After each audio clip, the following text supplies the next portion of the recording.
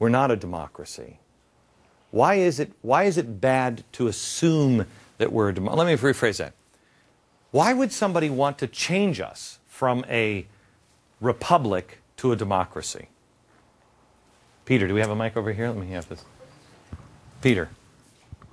Because a republic is ruled by law and a democracy is ruled by the majority. The leaders could just manipulate the majority to do what they want. Yeah, but wouldn't the people be smart enough to figure out what was going on? Not always. What about the Constitution? Can the Constitution change? Yeah. How? Who said that? Amendments. And how does the and why do they have the amendments in there? Why do they have that? So that if they think that something should be, I guess, changed about the Constitution, they can vote it in an amendment. What? Good. What happens if there's a bad amendment? Has there ever been a bad amendment? It can be repealed. It can be repealed? Okay. It's actually not repealed, is it? Is that technically repealing it, or is it amended again? It's amended, but it in effect negates it. Repealed. Yeah, it negates it. Here's what's interesting to me.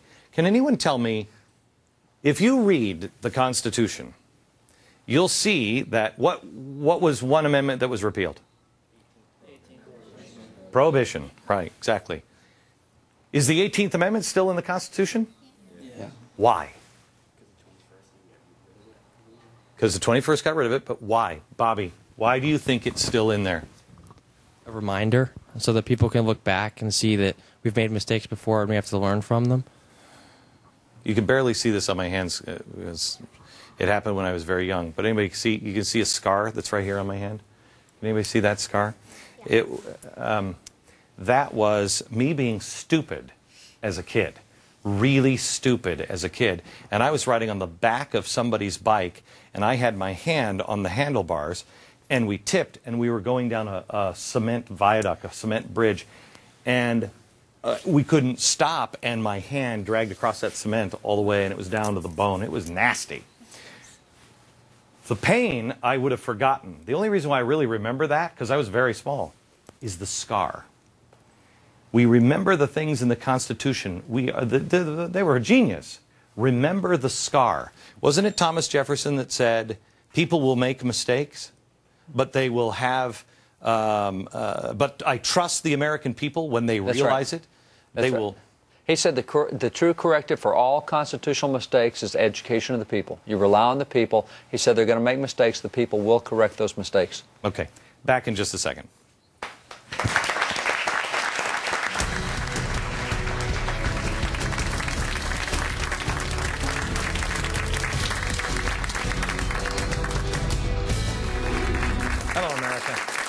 Back with David Barton of Wall Builders, our audience of teenagers, and we're talking about the difference between a republic and a democracy. And in a minute, I'm going to show you this. This is 1954 Air Force Training Manual. You will not believe what we used to teach and how that's all been erased. We'll do that here in a second. I want to actually, David, share this. This is from 1832, public school textbook by Noah Webster. Now, this is school textbook. School textbook. Now, he's called the schoolmaster to America, probably one of the three most significant American educators, and he's personally responsible for constitutional language, Article 1, Section 8. Okay. Now, I want to show you what it says here. It says, the brief exposition of the Constitution of the United States will unfold to young persons the principles of republican government. And it is the sincere desire of the writer that our citizens should early understand that the genuine source of the correct Republican principles is the Bible, particularly the New Testament or the Christian religion. Now, how many would say, or have teachers or whoever, professors that you will meet down the road, and oh, you will meet them, that will say, this is a perversion of what America is. There's a separation between church and state. How many of you would say? Yeah. David, can you explain where we've gone wrong? Partially, and it's in defining terms. Defining, one, what a republic is and what makes a republic. Two, in defining what separation of church is, why it's there, and what it's intended to do. And anytime you get away from original intent, you start perverting things to use them in ways they were never intended. How many believe that we are, that our founders put in a separation of church and state to protect the people from church? How many people here believe that it was separation of church and state means that that was put in there as a protection from of the church from state? Okay, and some are not sure. Is there another answer than that? Or you're just unsure? You'd say the other way around? You'd say protect the state from the church. David? Separation church and state, let me go at it another way. Number one, the phrase doesn't exist in any constitutional document, any government document. So we're now talking about a metaphor that has no place in the Constitution except because judges tell us it belongs there. Right. Second is the history of the phrase, if you want to attach it to the First Amendment, go to the Bill of Rights. The purpose of the Bill of Rights goes back to the Declaration. There's a creator. He gives inalienable rights. Government exists to protect those rights. The Bill of Rights exists for no other purpose than to make sure we have the right to practice what the Creator told us we could do. This is really important. This is going to blow your mind. This is a training manual from the Air Force, 1954. Now listen to this. This is unbelievable. The idea uppermost in the minds of men who founded the United States was that each and every human being was important. They were convinced that the importance of the individual did not come from any grant from the state.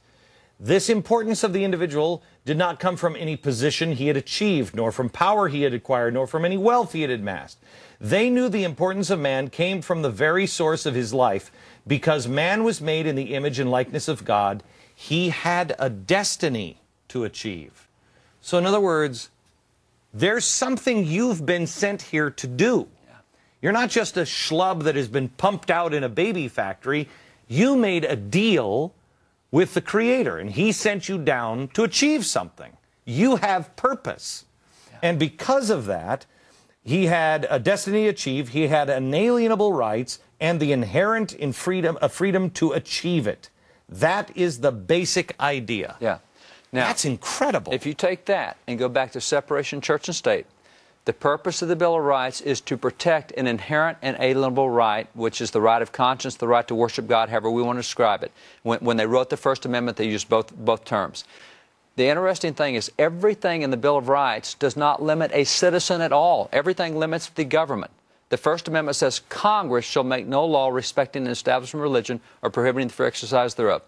No individual is prohibited from anything. Congress is told it can't set up a religion and it can't stop anybody from practicing their religion. And that's what's protecting. You can't have a state. When you say protecting the state from a religion, it is that. We can't become a theocracy. We don't want the state telling us how to live our lives and practice worship of God. Can anybody tell me, the Soviet Union Constitution, the former Soviet Union, and all Marxist communist countries have a freedom of religion clause. It's you have the right to freedom of worship. We have the freedom of religion. Can anybody tell me what the difference is? Because they'll equate them to be the same. Raise your hand and pass the mic. Anybody have an idea? One back there. It's a long way. We're going to break, and then we'll come back with that answer in a second.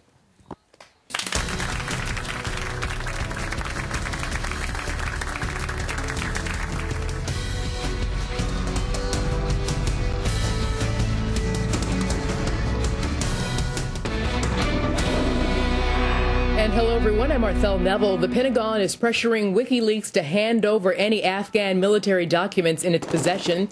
Meanwhile, Fox News has confirmed the website did not act alone when it leaked classified documents last month, receiving help from the Swedish web company PRQ. Mark Hurd is out as the CEO of Hewlett-Packard. A sexual harassment investigation showed he violated the company's standards of business conduct.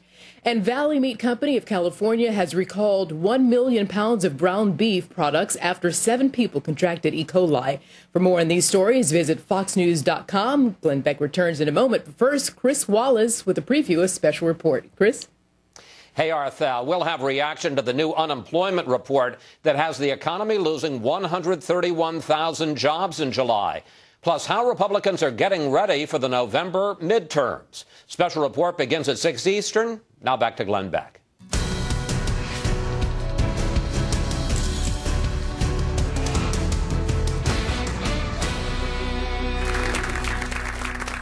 we were talking about what the difference is. By the way, if you just joined us, we have a whole studio full of teenagers from 13 to 19, really bright group of people, and you were just randomly selected and wanted to come to the show, and I thank you for that.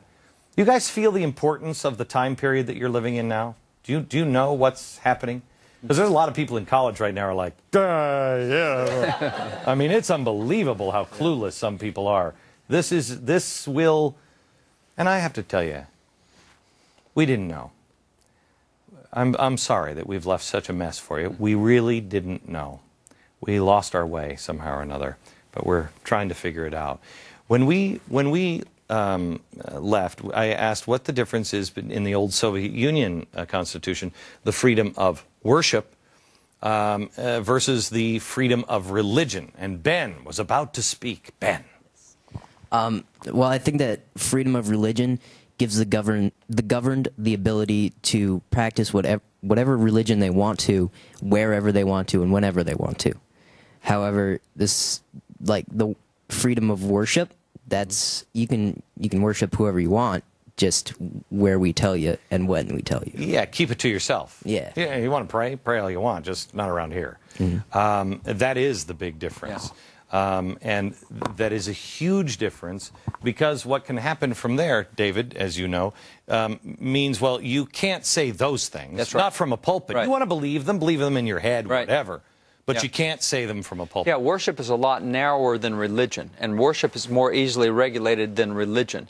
And quite frankly, we have a number of court cases. I've been involved in 7 cases of the U.S. Supreme Court, and we have a number of court cases where courts are going after people because of what they say in their prayers. I have a case from Santa Fe, Texas, where a federal judge says, I'm going to have a marshal at graduation listen, and if I hear somebody say the word Jesus in a prayer, they're going to get 6 months in the Galveston County Jail. Wow. Now, that's regulating both not only worship but religion, but the Soviet Union would take worship. And the other thing is, while the Soviet Union gave you freedom of worship, they also had a clause that demanded separation of church and state, which gave the state the right to regulate your worship. That's why churches were underground. The problem with separation of church and state is it was never in history the church trying to take over the state. It was always the state taking over the church. Right, because it's a great organ. That's right. It's a great organ. You already have it. The progressives are already bleeding into our churches. They are. Social justice and everything else. Read C.S. Lewis, the Screw Tape Letters. There you go. Written at the same time as Road to Serfdom, and you will be amazed. I mean, he talked about it all in the Screw Tape Letters. Amazing, amazing stuff. Yeah. Let me go to David. Go ahead, David. I asked them if our founding fathers were alive today and they were just regular citizens, how would they react to the actions our government have been taking?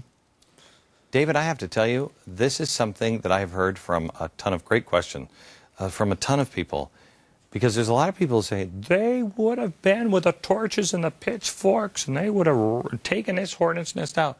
Wrong. Good for you. Why? Absolutely. Several things. We were being shot at for 5 years before we ever thought about a declaration. How long did it take? We pick up the phone. How long did it take to get over to England? About 6 weeks. About six weeks. And see, what was interesting is we've been fighting for 5 years, and in May of 1776, just weeks before the Declaration, we sent the olive branch petition saying, guys, we want to reconcile. We're not trying to separate here.